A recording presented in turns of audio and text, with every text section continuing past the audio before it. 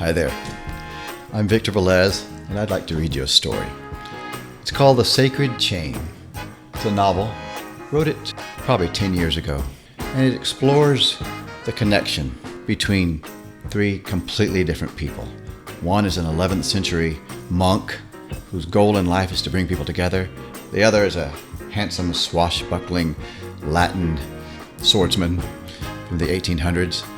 And the last is a modern college student, just kind of a regular old Joe, somehow connected through the sacred chain. Prologue. What precisely is this thing we call life? Is it the ever-flowing tide of incidental events that highly organized matter experiences and perhaps ignorantly interprets as reality? Is it the 100 billion connections, learned responses, internal and external stimuli of which sentient beings attempt to make some sort of sense, however ineptly? Is it something found expressively? Is it something found existentially? Is it something found communally? Is it something that grows progressively? We sometimes hear ourselves say, I finally started living, or I felt like I was waking up, coming alive. Were we simply pre-living before? Are we still pre-living now, compared to some glorious consummation we're barreling toward, however haltingly? Will you play a game with me? It's not a once upon a time sort of game, it's an always overarching time sort of game. And yet it's still a story. Part of it is to ponder the question, what after all is life? Or at least a life worth living. I hope that it, like every story, fact or fiction, may help us ask better and truer questions. That is, if it's worth its salt as a myth. If it falls short of such noble aspirations, I think it will be a bit of fun, at the least, with a touch of romance, some swashbuckling action, and a smattering of necessary character growth. We will, of course, have to dip into Once Upon a Time to tell the story at all, because only in particularity do we have any chance of perceiving the universality screaming at us so loudly that our smallness misses it, for the most part, altogether. A brave but blustering hero in the early 1800s needs the ability to empathize with the underlying unmet needs of his oppressor. A contemporary, ordinary college student needs the guts to put it all on the line for his burgeoning convictions. An 11th century monk needs to see grace, justice, and unity on the earth, and devotes his life to that vision. They live in different times and different climes from one another, bound by the wraith-like thread of their common humanity, undetectable to eyes that lack faith and imagination. In this story, though, they will need a more intimate connection. They will need the stories of one another to inspire and intersect with their own, in order to fill their contributions to the chronicles of human history, to their own link in the sacred chain. Chapter 1, Exodus. The whip cracks.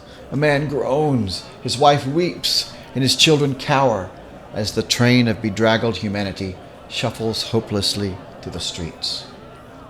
In sharp contrast, a young, handsome gentleman ambles down the dusty Mexican boulevard of Leon, Guanajuato in 1821. A finely crafted sword dangles from his belt. He is clad in well-made boots with silver spurs, carefully polished but not showy, for they serve a utilitarian purpose. He wears black, close-fitting chinos, cinched with an ornately tooled leather belt, the buckle of which is also silver with turquoise inlay. His shirt is black as well, carelessly left unbuttoned 2 or 3 down. He has dark groomed hair, shoulder length, golden brown eyes, classically crafted cheekbones, full lips, a strong manly demeanor, dark well-formed eyebrows, and a noble forehead, slightly furrowed at the sights that affront him. Around his neck hangs a curiosity. It's a silver saint's medallion, a one Saint Alred of Rivaux. It is not such a singular piece of jewelry that one wouldn't catch sight of on occasion in 19th century Roman Catholic Mexico, but this particular saint, not too often. Alejandro of Leon surveys the destitute, making their way through unfamiliar streets into uncertain futures. their eyes downcast, nervously glancing the exodus of disenfranchised mine workers. The disoriented paupers shuffle their earthly belongings on carts and mules and shoulders. Some try to squat in what little shade they can find, a couple of barrels, a scrawny mesquite tree, an alleyway, only to be harried along by irritated policia. Leon is the unwelcome host to the human offal that streams to the countryside from La Revolution. The smell of sweat and manure of goats and burros fills the air as the dusty city swells with the new unwelcome inhabitants. The weary sojourners sense the hostility of the townspeople. They fear that those migrants are harbingers of the same events that they are fleeing, that of an oppressive regime decisively stamping out a rebellion. They are unwelcome pilgrims. A pensive Alejandro observes the first casualties of the struggle that began in Guanajuato before spreading to a nation.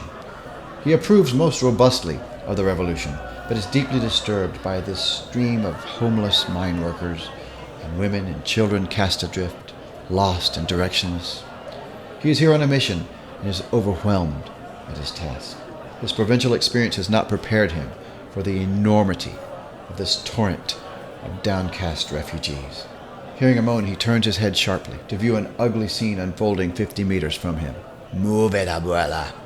Manuel, a swarthy peasant with a badge, shouts at an old woman squatting behind a barrel by a crumbling building. We don't want trash on the streets. Hijo, she cannot move, mi esposa, the old man implores her husband. Creased brown face, emaciated body, white hair, and poverty screaming through his words. Give us 15 minutes to rest, por favor. She can move if she does not want to feel my whip. Manuel cracks his rawhide in the air.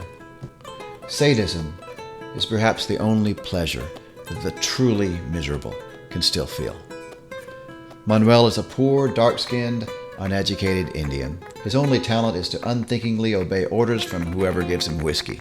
Manuel, she is old, cried Chava, the other policia, who is in essence the same category of personage, but without the vocationally redoubtable benefit of having no conscience.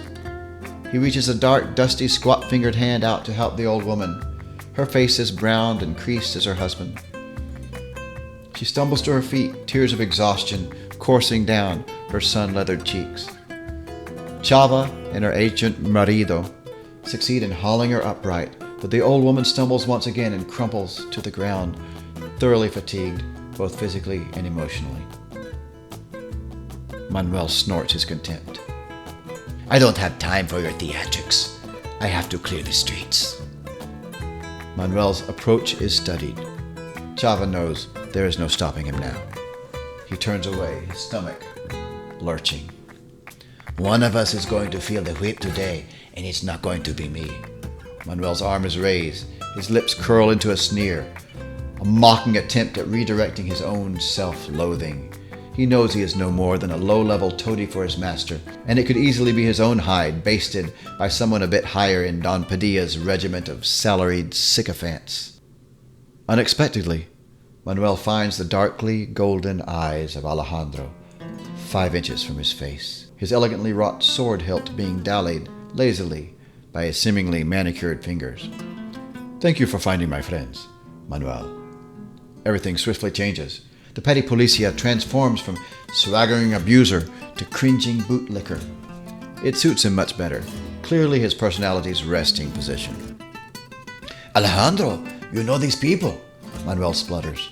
Alejandro turns to the elderly couple with a smart, respectful bow. I trust they have shown you a kind welcome, Senor y Senora Valdez.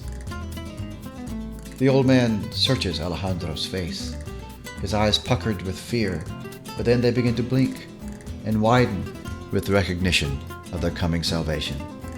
He reaches a wizened hand toward the young man, gratitude in his misty eyes. Potentials.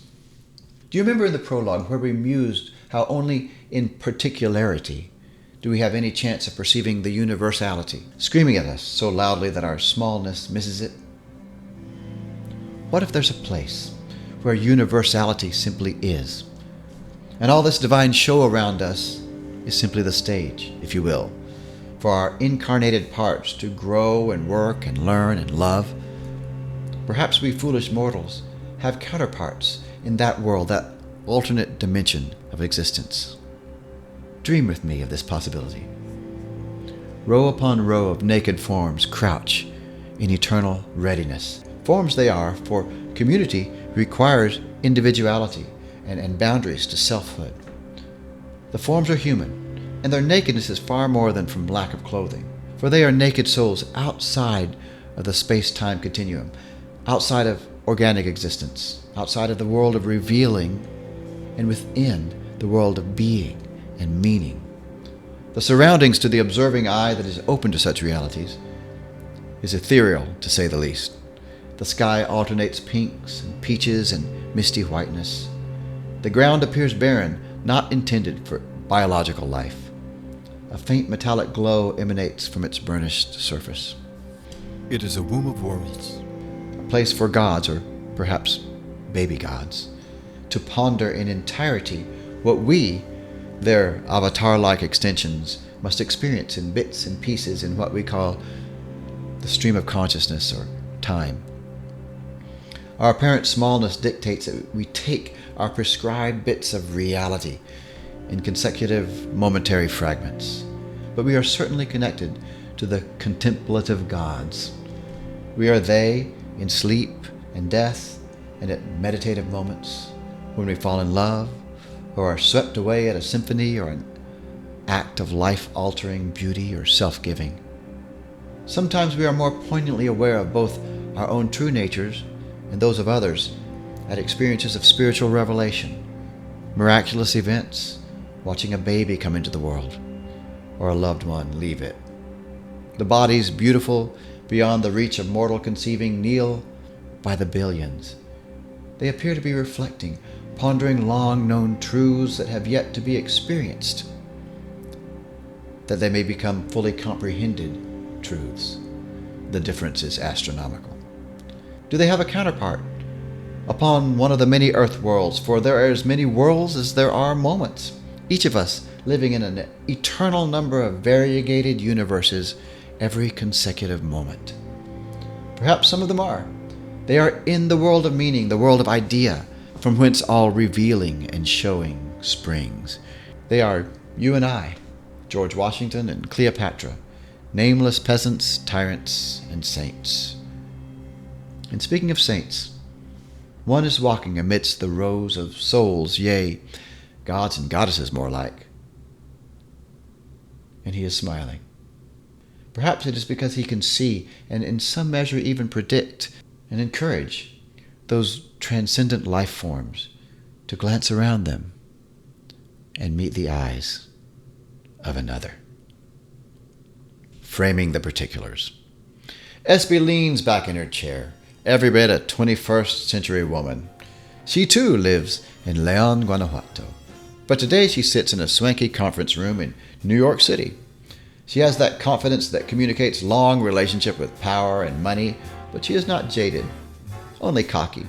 She feels confident she has all the trump cards. She nearly always does. She is telling a story.